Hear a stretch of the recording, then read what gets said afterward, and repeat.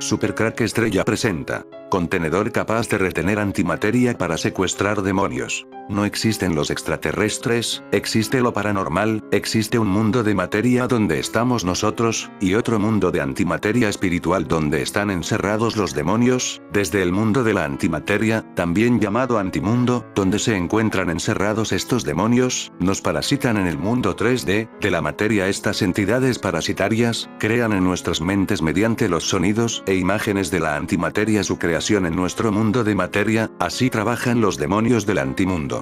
Según la ley cuántica, para que algo se haga realidad en nuestro mundo de materia antes tiene que ser observadas por nosotros, o lo que es lo mismo hasta que no lo vemos no es real en nuestro mundo 3D, de esta manera cuando los arcontes parasitarios de la antimateria y del antimundo mediante frecuencias y ondas electromagnéticas generan imágenes en nuestro cerebro, estos se hacen reales, así tenemos por ejemplo los ovnis. Las élites satánicas piensan en cómo mezclar nuestro mundo de materia con la antimateria, o lo que es lo mismo, cómo juntar el mundo de los demonios con el nuestro, o el antimundo con el mundo, en cómo abrir el pozo del abismo y romper el muro que nos separa, lo que los egipcios llamaban el velo de Isis. Dios encerró a los demonios en la antimateria, para proteger a nuestro mundo de materia de estos demonios. Es por esta razón que cuando la materia y la antimateria se juntan se autodestruyen, o explota. Pero las élites tienen su propio plan, con estas entidades oscuras, con las que les prometieron la inmortalidad eterna. Es por eso por lo que se hacen estos tipos de experimentos. El CERN trabaja en el primer contenedor capaz de retener antimateria para su transporte. El transporte de demonios. En el 2018 la antimateria es una de las sustancias más fascinantes que existen. Solo tiene un problema. Desaparece en un estallido de energía en cuanto toca materia común. El CERN es uno de los pocos laboratorios que ha llegado a estudiar brevemente antimateria y ahora se prepara para un paso decisivo: transportarla. Hasta la fecha solo conocemos un puñado de las antipartículas que conforman la antimateria. Todas ellas son similares a las partículas que forman la materia común salvo por un detalle. Su carga eléctrica es opuesta. Un positrón o antielectrón, por ejemplo, es idéntico a un electrón común, pero su carga es positiva. En la naturaleza, la antimateria se genera en fenómenos tan extremos como las estrellas de neutrones, los chorros de plasma que emiten los agujeros negros o los cinturones de Van Allen que rodean la Tierra. También se ha observado que las descargas de las tormentas eléctricas crean pequeñas cantidades de antimateria en la atmósfera que se desvanecen tan rápidamente como surgen. El contacto entre materia y antimateria ocasiona su aniquilación mutua. En el proceso se generan fotones de alta energía, rayos gamma, y otros pares partícula-antipartícula. Las antipartículas también reaccionan entre ellas como lo hace la materia ordinaria. Se unen entre ellas para formar átomos de antimateria, lo que pasa es que no suelen durar lo suficiente como para estudiarlos en profundidad. La comunidad científica comenzó a experimentar con antipartículas en los años 30. Las primeras partículas de antimateria observadas fueron los positrones, y desde entonces se ha avanzado mucho. En 1995, el CERN logró crear los primeros átomos de antihidrógeno durante unas décimas de segundo. Para 2011 ya lograron estabilizar los átomos durante 16 largos minutos. El CERN ha logrado crear antipartículas, unirlas en antimateria e incluso conservarlas durante un corto espacio de tiempo en un contenedor mediante campos magnéticos, pero nada de esto es útil si no son capaces de contener la antimateria y transportarla a otras instalaciones en las que otros equipos de científicos puedan someterla a sus propias baterías de pruebas. Esa es precisamente la tarea que se han propuesto ahora en el proyecto Puma, Antiproton Unstable Matter Annihilation. Lo que están diseñando es una trampa de antimateria capaz de retener miles de millones de antiprotones. El sistema de contención combina un contenedor al vacío, poderosos campos magnéticos y eléctricos para evitar que la antimateria toque las paredes del recipiente y una temperatura cercana al cero absoluto para que las antipartículas estén lo más estabilizadas posible. Los primeros experimentos consistirán en usar este contenedor para almacenar millones de antiprotones durante unas semanas. Si las pruebas tienen éxito, en unos años podría haber una furgoneta circulando entre los laboratorios del CERN. En su interior llevará la sustancia más cara del mundo, con un costo estimado de unos 62.500 millones de dólares el miligramo. También una de las más peligrosas. La película Ángeles y Demonios, basada en la novela homónima de Dan Brown, utilizó el LHC del CERN como arma publicitaria. Tom Hanks visitó el laboratorio europeo, aunque en la película se utilizó una reconstrucción hollywoodiense. Y en este blog utilicé la película como arma publicitaria, para hablar de los experimentos Alpha y Atrap del CERN, que en 2008 habían fabricado ya cientos de millones de antihidrógenos, la verdadera ciencia de la película Ángeles y Demonios, como a 11 de mayo 2009. Y Ángeles y Demonios en Nature Physics, anti-spoilers, abstenerse de leer, 18 de junio 2009, repito, el inicio de la primera de estas entradas. A la mayoría de la gente no le interesa la ciencia ni las noticias científicas, salvo cuando se estrena una película que utiliza algo científico como excusa. Entonces, todo el mundo está mágicamente interesado en la ciencia de la película y en la posible ciencia verdadera detrás de dicha ciencia de película. ¿Sigue alguien interesado en las trampas de antimateria? ¿Sigue alguien interesado en los experimentos Alpha y Atrap? Aprovecharé la noticia de Eugenie Samuel Reich, Antimaterial for Questioning. Magnetic Anti-Trapper Atoms Cold Test Fundamental Physics, News, Nature 468, 355, Published Online 17 de noviembre 2010, para volver a hablar de estos experimentos. La noticia, un artículo de Alpha publicado en Nature, fue comentada por muchos medios. Quizás os guste la traducción de canijo, del artículo Antimatter Atoms Produced and Trapped at CERN, Symmetry Breaking, noviembre 17, 2010, se producen y atrapan átomos de antimateria en el CERN, Ciencia Canija, noviembre 18, 2010. En portada de Meneame ya apareció la noticia de Europa Press, CERN. Atrapan por primera vez 38 átomos de antihidrógeno, noviembre 17, 2010, y volvió a aparecer en portada gracias a Yuri, 38 antihidrogénitos, la pizarra de Yuri, noviembre 21, 2010. Por supuesto, Yuri lo borda y no puedo hacerlo mejor, recomiendo encarecidamente la lectura de su artículo. Pero bueno, ya que en España estamos de puente y yo estoy afónico encerrado en casa, creo que merece la pena que le dedique una entrada a Alpha y los antihidrógenos. Fabricar antimateria caliente es fácil, se hace todos los días en los aceleradores de partículas y en los escáneres PET, tomografía por emisión de positrones. Pero fabricar antimateria fría es mucho más difícil, ya que hay que enfriar la antimateria caliente y para ello hay que atraparla. La ventaja de la antimateria fría es que al estar prácticamente en reposo es fácil estudiar sus propiedades con mucho detalle. 5 años han necesitado los físicos del experimento Alpha del CERN para desarrollar una trampa magnética capaz de almacenar muchos átomos de antihidrógeno, atrapados uno a uno, durante mucho tiempo, aunque no el suficiente para viajar desde Ginebra a Roma, con la tecnología de transporte actual. Muchos entre comillas significa 38. Mucho entre comillas significa 172 milisegundos. Solo 38, qué poquitos. Bueno, para fabricar estos 38 antihidrógenos se han tenido que fabricar previamente 10 millones de antiprotones y 700 millones de positrones. Por cierto, un átomo de antihidrógeno está formado por un antiprotón en su núcleo y un positrón, antielectrón, que lo orbita. Como cualquiera puede comprender, fabricar 10 millones de antiprotones no es barato, pero para eso está Alpha localizado en el CERN, para utilizar su infraestructura de ciencia a lo grande. Más aún, han tenido que repetir el experimento, paso a paso, 335 veces para lograr alcanzar la cifra récord de 38 antihidrógenos almacenados. En el resto de los experimentos se lograron almacenar menos de 38. Los experimentos Athena y Atrap ya fabricaron miles de átomos de antihidrógeno en 2002, pero estos antiátomos no fueron atrapados por trampas magnéticas, por lo que en pocos milisegundos se aniquilaban con los átomos de las paredes de sus contenedores. En el experimento Alpha se ha desarrollado una trampa magnética específica y se ha logrado el récord de 38 antihidrógenos almacenados. ¿Son suficientes 38 átomos para realizar experimentos espectroscópicos de alta precisión con el antihidrógeno? En realidad, no. Se estima que requieren al menos 100 antihidrógenos almacenados para mejorar las mejores medidas espectroscópicas actuales, obtenidas por otros procedimientos, y comprobar el teorema CPT. ¿Cuándo logrará Alpha alcanzar esta cifra? Supongo, no soy experto, que no tardarán mucho en lograrlo, es decir, 1 o 2 años. Aún así, con 38 antihidrógenos se pueden hacer muchas cosas. El experimento Aegis del CERN estudiará el efecto de la gravedad sobre el antihidrógeno y si hay alguna diferencia respecto al hidrógeno convencional. En la película Ángeles y Demonios se fabrican varios miligramos de antimateria que se envían al Vaticano, en Roma, de extraperlo. ¿Cuánto pesan 38 átomos de antihidrógeno? Exactamente lo mismo que 38 átomos de hidrógeno. ¿Cuántos átomos de hidrógeno hay en un miligramo? Hoy por hoy es imposible fabricar un miligramo de antihidrógeno en el CERN y atraparlo en una trampa magnética durante unos días, pero quién sabe si algún día será posible.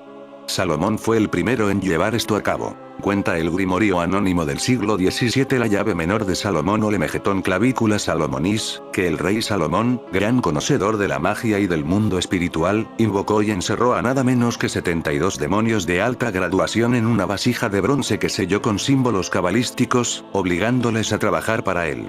Ya en el Antiguo Testamento se menciona que el majestuoso arcángel Miguel le dio al rey Salomón un anillo inscrito con un sello mágico llamado el sello de Salomón, que aparentemente le daría el poder de control a demonios. Sería una de las primeras referencias históricas sobre el uso de lo que se ha dado en llamar contenedor sobrenatural, y que puede que sea también el origen de la caja Dibuk del judaísmo, un objeto, aunque también puede ser un ser vivo, que serviría como envase para encerrar a un ser sobrenatural, por lo general uno o varios demonios, y que no puedan hacer ningún mal. Entre los siglos 3 y 4 de nuestra era, los caldeos, los zoroastrianos y los judíos solían utilizar cuencos de terracota rodeados de hechizos mágicos que después enterraban boca abajo en las 4 esquinas de los cimientos de las casas. Se creía que estos cuencos protegían o atrapaban el mal en sus múltiples y espeluznantes formas, como demonios y espíritus malignos. Pero no es algo particular del judaísmo, el cristianismo o sectas afines. Otras culturas tenían objetos similares destinados a espantar o recluir entidades demoníacas, como los ojos de Dios de América Central, los atrapasueños de los nativos norteamericanos, los árboles Ein de América del Sur, con botellas en las que los demonios, al no poder evitar entrar, no sabemos muy bien por qué, quedaban atrapados. E incluso en el Tíbet se elaboraban trampas para demonios con cáneos de carnero. En la Edad Media, cuando comienza la salvaje caza de brujas, la obsesión por los demonios, de todo tipo, familiares, etc., se dispara, y también se hacen célebres las trampas demoníacas, consistentes en símbolos que supuestamente atraían la curiosidad de un demonio y luego eran sellados mediante una especie de ciclo infinito. Pero sería común en la Europa de los siglos XVI y XVII, cuando la brujomanía llega a su cenit, el uso de trampas espirituales conocidas como botellas de brujas, que servían para capturar espíritus. Dichas botellas se llenaban con pelos, uñas y otras sustancias como sangre u orina, una suerte de señuelo para hacer creer al demonio, algo ingenuo que se trataba de una persona real, y por lo general se cocían. La cocción se consideraba un procedimiento clave a la hora de combatir la magia, en la creencia de que podía revertir el hechizo. Cuando estos seres entraban en la botella, la vasija se cerraba herméticamente, acompañada de vidrios y espejos para mantener encerrado al demonio, y luego se quemaba, generalmente cerca de un río o un lugar donde fluía la corriente. La mención más antigua sobre este objeto la encontramos en un libro sobre brujería escrito en Inglaterra en 1680, aunque se cree que su antigüedad es mayor. En la ficción, el contenedor sobrenatural es un recurso bastante utilizado. Por citar un ejemplo del gusto de quien esto suscribe CD, en la saga El Boy de Mike Mignola, demonios Samael permaneció encerrado dentro de la estatua de un santo hasta que fue revivido. En 2010, un grupo de arqueólogos británico descubrió, en el barrio londinense de Greenwich, enterrada a 5 metros de profundidad, una botella de 23 centímetros de alto, colocada al revés, esmaltada y con el dibujo del rostro de un hombre barbudo grabado en su superficie. Tras un minucioso estudio, se concluyó que se trataba de una botella de bruja, llamada también jarra Belarmino, en honor, o no se sabe si como burla, a San Roberto Belarmino, un jesuita italiano del siglo XVI, azote de protestantes y martillo de herejes, una práctica que sería llevada al Nuevo Mundo por los colonos. El interior de la botella de brujas encontrada en Greenwich contenía orina humana con un alto contenido en nicotina, azufre, elemento imprescindible en todo rito contra las fuerzas del Averno, 12 clavos de hierro, 8 alfileres, un trozo de tela en forma de corazón y uñas recortadas. Fue sellada y enterrada boca abajo con un buen puñado de clavos para infligir dolor a la bruja. Uno de los alfileres se utilizó para perforar el pedazo de tela, a modo de arcaico rito vudú. Lejos de pensar que esta práctica es algo del pasado, hoy en día hay gente que continúa fabricándolas, principalmente en el ambiente New Age del nuevo esoterismo, vendiéndose, incluso, por internet a golpe de tarjeta. Se elaboran con jarras de cristal y en lugar de orina o sangre, introducen en el recipiente vinagre o vino purificador, añadiéndole agujas y clavos, que, cuentan, disipan la energía negativa o incluso hojas de afeitar oxidadas, inciensos, flores, cenizas o monedas tras su sellado con cera o con lacre suelen ser enterradas en el jardín de la casa o en una maceta, siempre con el cuello de la botella o jarra hacia abajo. Los demonios son ángeles caídos, como indica Apocalipsis 12:9. Y fue lanzado fuera el gran dragón, la serpiente antigua, que se llama Diablo y Satanás, el cual engaña al mundo entero. Fue arrojado a la tierra, y sus ángeles fueron arrojados con él. La caída de Satanás del cielo es descrita simbólicamente en Isaías 14:12-15 y Ezequiel 28:12-15. Cuando él cayó, Satanás tomó algunos de los ángeles con él, un tercio de ellos, según Apocalipsis 12:4. Judas 6 menciona también a los ángeles que pecaron. Entonces, bíblicamente, los demonios son ángeles caídos que, junto con Satanás, escogieron rebelarse contra Dios. Algunos de los demonios ya están guardados por su pecado bajo oscuridad, en prisiones eternas, para el juicio del gran día. Judas 1:6. Otros están libres para vagar y se denominan los gobernadores de las tinieblas de este siglo, huestes espirituales de maldad en las regiones celestes en Efesios 6:12, ver Colosenses 2:15. Los demonios aún siguen a Satanás como su líder y batallan con los ángeles santos en un intento para frustrar el plan de Dios e impedir al pueblo de Dios. Daniel 10:13. Apocalipsis 9:14-15. Desaten a los 4 ángeles que están atados a la orilla del gran río Éufrates, dijo la voz al sexto ángel. Y aquellos ángeles, que estaban preparados precisamente para aquel año, mes, día y hora, quedaron en libertad de matar a la tercera parte de la humanidad. Para concluir, cuando leemos en 1 de Pedro 3:19 que Jesús fue y predicó a los espíritus encarcelados, no deberíamos entenderlo como gente muerta viviendo encarcelada, sin resurrección y Jesús yendo a ellos a predicarles las buenas nuevas. Lo que la palabra de Dios habla en 1 de Pedro 3:19 no es sobre gente muerta, sino sobre espíritus, seres angelicales que están en prisión, en la Tartarus, atados en eternas cadenas bajo oscuridad. ¿Por qué? Por lo que hicieron en los tiempos de Noé, dejando su propia morada yendo tras carne extraña, tras las hijas de los hombres. La antimateria tiene una propiedad sorprendente. Cuando entra en contacto directo con la materia, ambas se aniquilan, liberando una gran cantidad de energía bajo la forma de fotones de alta energía, así como otros posibles pares partícula-antipartícula. La élite satánica tiene su forma de contar estas cosas en el sistema solar. La zona negativa. En la esquina de la calle 42 con Madison Avenue se encuentra el edificio Baxter, cuartel general de los 4 fantásticos, aventureros universales cuyos mayores enemigos son el Doctor Muerte y una 20th Century Fox incapaz de sacarles partido cinematográfico. En una de las últimas plantas del rascacielos se encuentra el portal a la zona negativa, un universo compuesto de antimateria. El autoestopista tiene la ventaja de que se puede respirar en el vacío, pero el inconveniente de que la zona está habitada por varias especies poco recomendables, desde los barbudos de Blastar, un cruce entre Conan y Hulk Hogan con dedos explosivos, hasta miles de planetas habitados por insectos carnívoros del tamaño de edificios liderados por una mantis con alas y permanente cara de lunes llamada Anilus. La zona azul de la luna. El mismo edificio Baxter tiene una plataforma tipo Cabo Cañaveral, en un rascacielos, en mitad de Manhattan, desde la que se puede ir y volver fácilmente a la luna. Allí, en uno de los más de 1500 cráteres conocidos de la cara visible de nuestro satélite, se encuentra la zona azul, un área que ocupa todo el cráter Luther y que cuenta con 2 puntos de interés. El primero es el hogar de Uatu, de la especie vigilante, los tuiteros del universo Marvel. Gigantes calvos de inmenso poder que se dedican a observar al resto de especies sin intervenir. Un poco más allá se encuentra Attilan, la ciudad inhumana, trasplantada allí desde el Himalaya. Los inhumanos son armas vivientes, el resultado de experimentos genéticos de la especie alienígena Cree. Presta atención a este nombre, cada uno con su propio aspecto y superpoderes. Si su rey, Rayo Negro, no te saluda, es porque un mero susurro suyo tiene la potencia de una bomba atómica. Y, aún así, está casado con una pelirroja. Los inhumanos están contentísimos porque Marvel Studios quiere convertirles en la alternativa cinematográfica a los X-Men, porque Fox olvidó asegurar sus derechos. La Contratierra. Al otro lado del Sol, en nuestra misma órbita, se encuentra la Contratierra, una réplica artificial de nuestro planeta.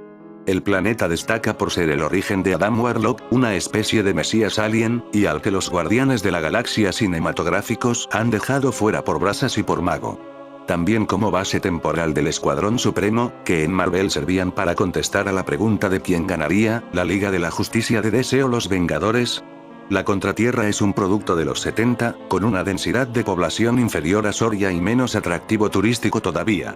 Hay mejores cosas que ver en nuestro sistema solar. Titán, la mayor luna de Saturno, tiene su propia atmósfera, océanos de agua y grandes posibilidades para la terraformación futura, si no fuera porque ya estuvo habitada por los Eternos, nuestros exdioses griegos. Ya sabéis de dónde sacaron la idea de la Asgard de Thor, otra raza humana modificada por aliens.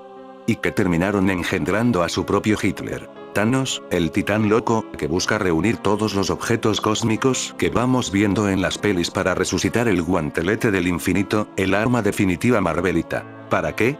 Para destruir medio universo, apagar los soles, acabar con casi toda la vida. ¿Para qué? Para ligarse a la muerte. No se puede ser más gótico que eso. Los dos guardianes de la galaxia de piel verde están relacionados con Thanos, por cierto. Gamora es su hija adoptiva, y Drax es un humano modificado para acabar con el titán loco.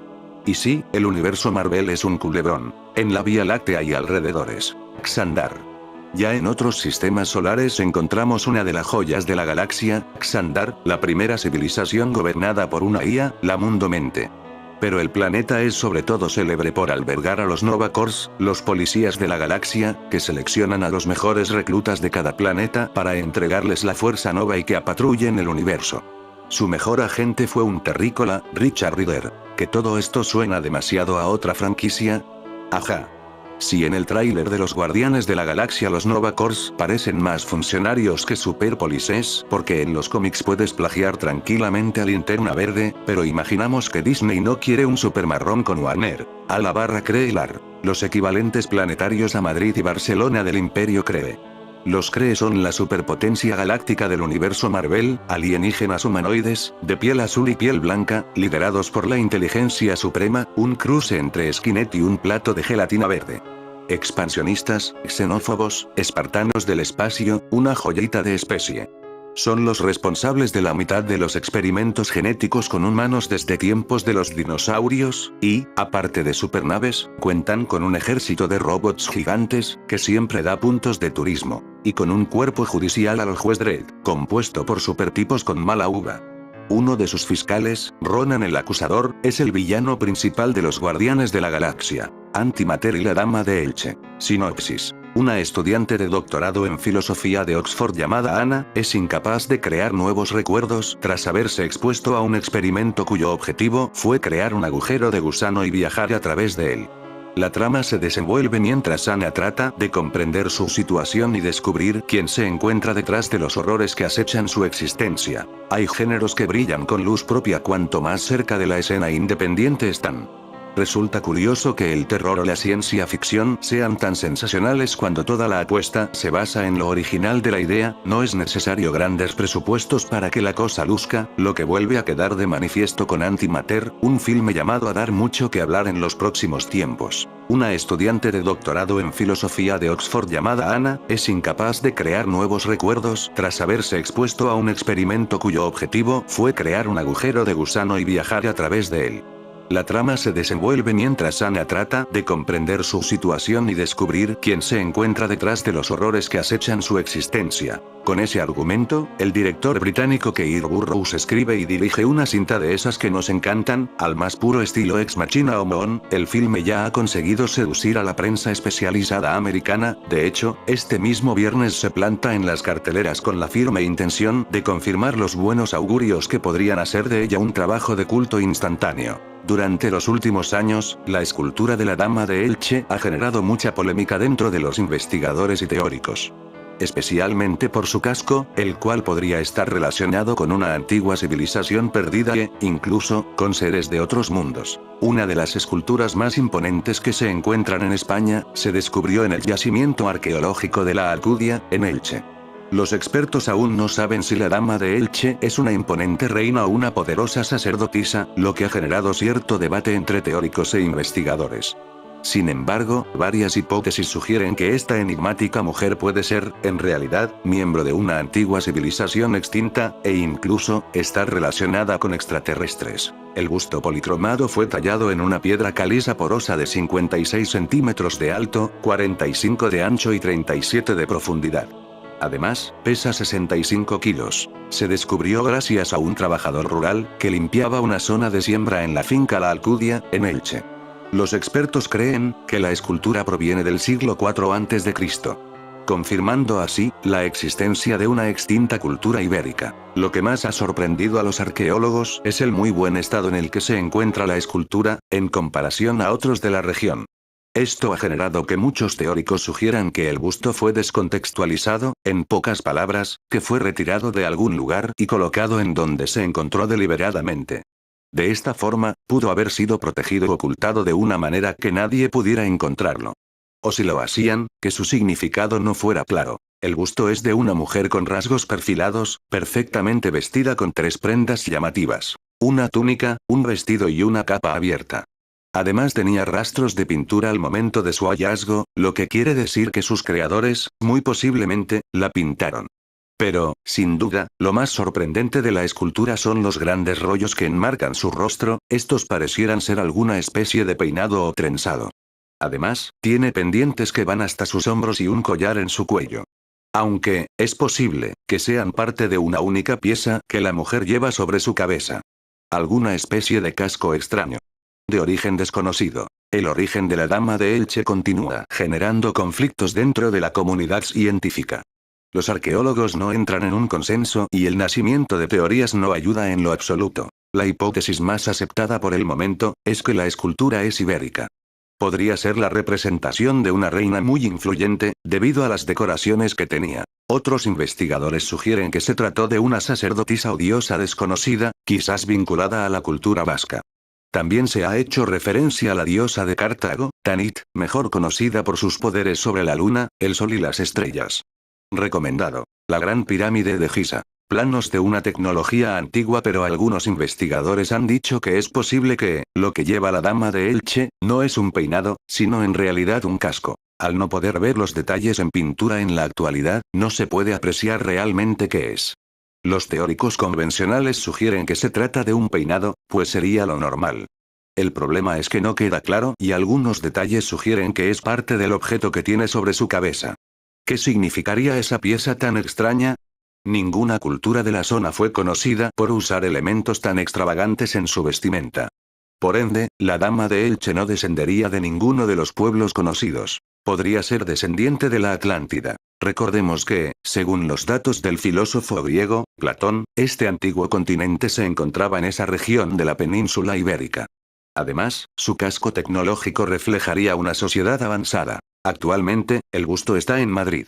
Una réplica del mismo está en el Museo de Arqueología e Historia de Elche. Lo que más sorprende es que este no ha sido el único hallazgo de su especie. La dama de Guardamar, descubierta en Alicante, muy cerca de Elche, es sumamente parecida. También se descubrieron 12 medallones con una figura muy parecida a la dama de Elche e inscripciones cuneiformes en 1969. Este hallazgo se hizo en Utah, Estados Unidos, a unos 2 metros de profundidad.